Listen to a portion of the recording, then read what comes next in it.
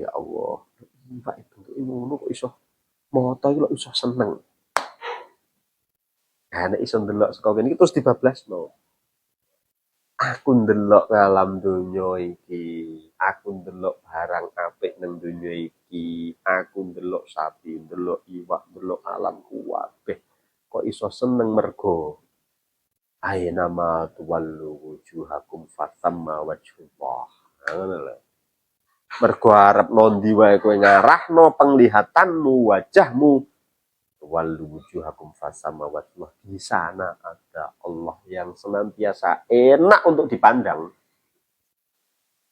Tapi nek tok delok materine tok ya piye jal. Wala wing barang ubak-ubek ning jero banyu kok ya kan seneng. Nek ora krana aina ma tuwallu wujuhakum fathamma wajhullah ya kan. Lagi senengane hati kita tidak pernah mendua dari Allah.